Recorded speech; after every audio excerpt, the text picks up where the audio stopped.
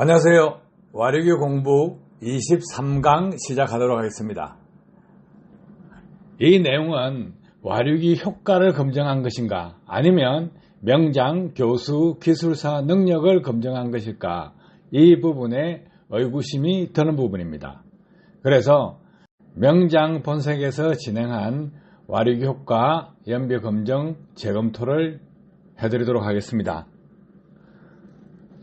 2023년 10월 1일 박병일의 명장 본색에서 영상을 캡처했습니다.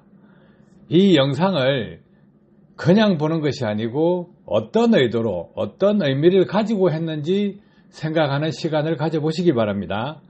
자, 왼쪽에 와류기 효과 검증 실험 업체 공개 모집, 자신 있으면 다 들어오라고 했습니다. 자, 그런데 여기서 보시면 오른쪽 사진을 한번 보세요. 오른쪽 사진을 보시면 불참업체가 있고 참가업체가 있고 또 인터넷에서 구매할 수 있는 사이클론 와류기도 있습니다. 자, 배터리 전압장치도 있습니다. 그런데 와류기를 치면 인터넷으로 파는 걸 가지고 검증을 하지 않겠죠. 그러면 지금 세 가지 제품군으로 형성될 수가 있습니다. 자, 녹색으로 칠해진 부분은 불참업체입니다. 그리고 붉은색으로 칠해진 부분은 참가업체 부분입니다. 또 파란색 부분으로 칠해진 것은 참가업체 부분입니다.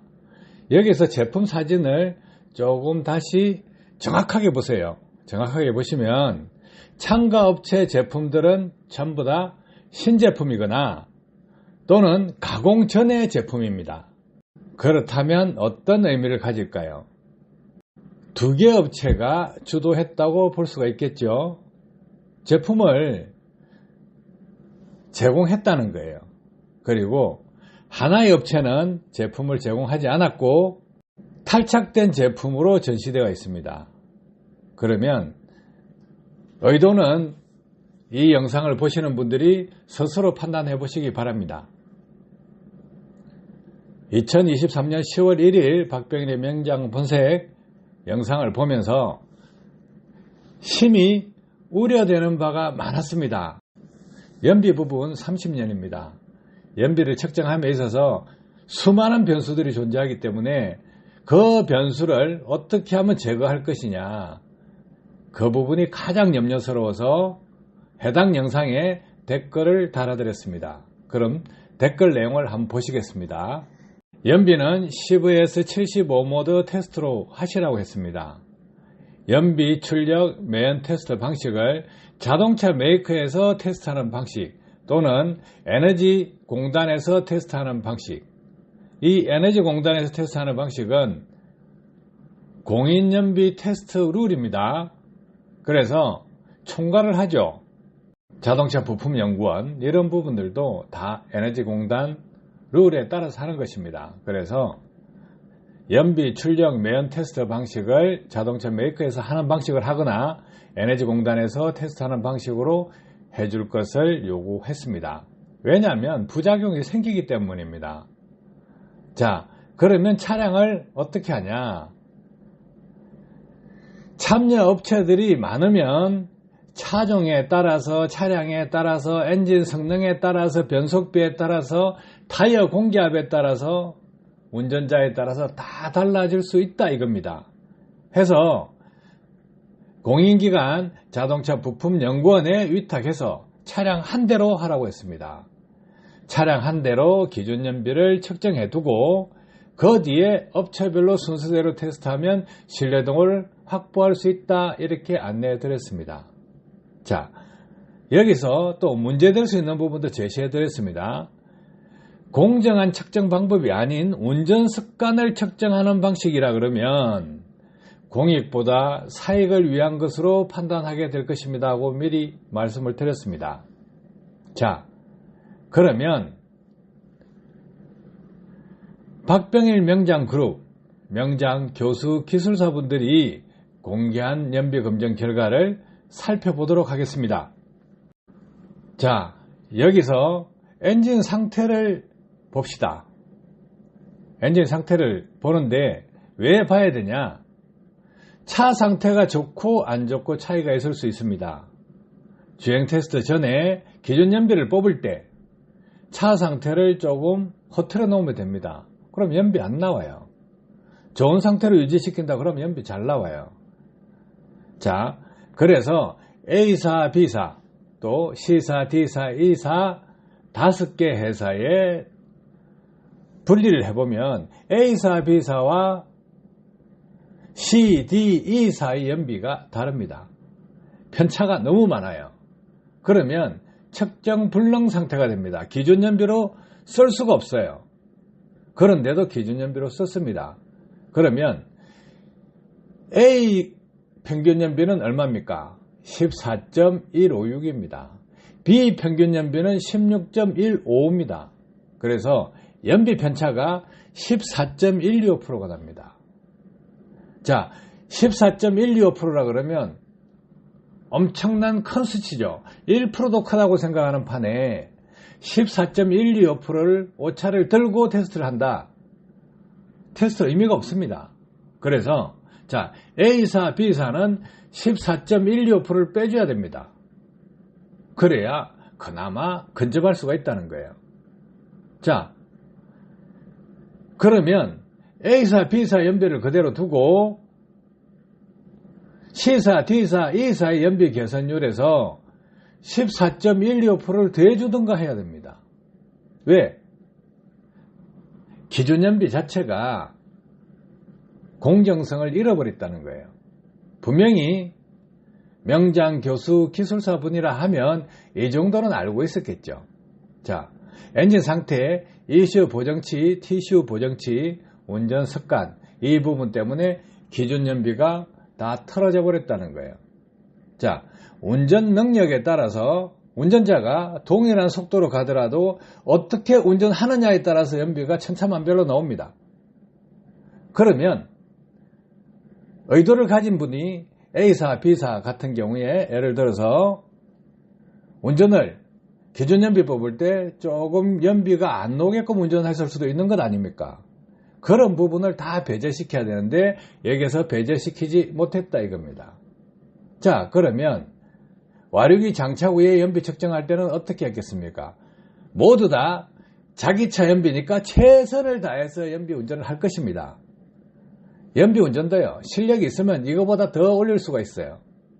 그런데 연비 운전 실력이 개찐 또 찐, 뭐 아주 높은 단계가 아니기 때문에 연비를 많이 내지는 못했습니다.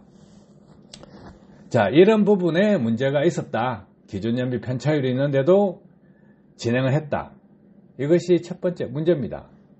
자, 그러면 주행거리 부분을 또 한번 다시 보도록 하겠습니다.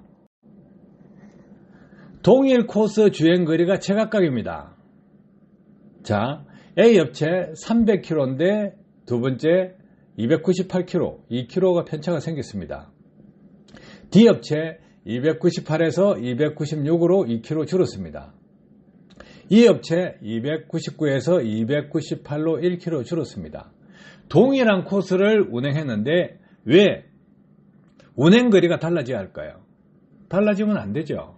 그래서 이 부분 문제가 되고 또 A 업체 기존연비 뽑을 때 300km, D 업체 주행연비 뽑을 때 296km, 결국은 뭡니까? 4km가 차이 납니다. 4km면 1%가 넘어가는 수치입니다. 그래서 또 이런 오차를 들고 있었다 이거예요. 그러면 타이어 성능, 우리가 일반인들이 알면 타이어 연비가 다 똑같다고 생각하시죠? 그런데 연비 타이어도 있습니다. 타이어 무늬에 따라서 연비 차이가 납니다. 또 타이어 메이커에 따라서 연비 차이가 납니다. 그리고 타이어 마모도, 타이어가 많이 마모되느냐 편마모되느냐 이런 부분 때문에 또 연비 차이가 납니다. 또 축, 얼라이먼트가 잘 맞느냐 안 맞느냐에 따라서 연비 차이가 납니다. 또 도로 중에서 차선 변경을 자주 하느냐 안 하느냐, 앞차가 있어서 막히니까 옆차선으로 뺐다가 다시 가고 들어가고 이런 식으로 한다는 거죠. 그래서 운전 능력이 약간 발휘되는 사람은 전방 도로교통을 보고 교통 상황에 따라서 멀리 보면서 차선 변경을 해나갑니다. 그럼 연비 차이가 나겠죠. 그래서 동일한 운행거리를 줘야 되는데 동일한 운행거리를 주지 않았다 이거예요. 그러면 300km와 296km 중간에 몇 킬로입니까? 298km를 통일시켜야 된다는 거예요. 그걸 하지 않았다. 그러면 명장 교수님, 기술사님들이 이거 몰랐을까요? 알고도 눈 감았을까요? 자, 그러면 다음 또 보겠습니다. 와류기 장착 실험 결과가 현실성 있는 연비인지 아닌지 확인해 봅시다. 왼쪽 사진에 보면 카니발2입니다. 2900cc 9인승 커먼레일 인터쿨러 타입 145마력 파크 차량입니다. 이 차량 공인연비 10.5km입니다. 연식은 2002년 12월식입니다. 차량 번호는 경기 52모의 4868입니다. 4단 자동 변속입니다. 그래서 이 차량을 가지고 2006년 6월 28일 테스트를 했습니다. 그러면 몇 년 지났습니까? 4년 지났죠. 그러면 이 테스트 오후 15시 55분에서 17시 15분입니다. 이게 자유로 코스 아시는 분 아실 거예요. 최고속도 90km입니다. 그런데 소통이 좋기 때문에 고속도로에 못지않게 속도를 다 내고 다니는 도로입니다. 최고속도가요. 그래서 주행거리 95km 운행했을 때 실제 주유량으로 테스트를 해보니까 5.202리터를 사용하고 주행연비는 18.262km가 나왔습니다. 자, 이 차량은 튜닝이나 카본 클리닝 이런 부분 전혀 안 했습니다. 자, 그러면 이 상태에 엔진 점검도 하지 않고 상태 변화도 주지 않고 있는 그대로 그 차량을 가지고 테스트했을 때 18.26입니다. 그러면 이번에 와류기를 장착한 실험 차량 제원은 카니발 2.2 디젤 배기량 2151cc 194마력입니다. 마력수도 좋죠. 8단 자동 변속입니다. 변속기도 4단보다 8단이 연비에 유리하죠. 복합연비 13.1, 도심연비 11.6입니다. 2900cc 차량으로 테스트할 그 당시의 공인연비는 도심연비 기준입니다. 그래서 10.5입니다. 그런데 현재 공인연비 측정하는 방식에서 도심연비 이 부분을 보면 11.6입니다. 이 비율대로 올릴 수가 있습니다. 그러면 이 비율대로 올라갔을 때 연비가 얼마나 나와야 되냐 이거예요. 이 비율대로. 그러면 10.5분의 11.6 이 부분만큼 올려야 된다는 거죠. 그러면 18.162 곱하기 11.6 나누기 10.5를 하면 20.17로 연비가 나옵니다. 연비운전을 조금만 하실 수 있는 분이라 그러면 20km는 나올 수 있는 차량이다 이거예요. 자, 그러면 와류기 실험 코스에서 와류기 장착 최고 주행연비는 얼마였느냐? 18.404입니다. 이 결과 의미 있는 결과라고 할 수 있을까요? 자, 뭐니 해도 운전습관이 최고죠. 그래서 이런 부분 종합적으로 봤을 때 와류기 장착한 연비 1등, 2등, 3등, 4등, 5등 큰 의미를 둘 필요가 없다. 이렇게 보시면 될 것 같습니다. 자, 그 다음 부분.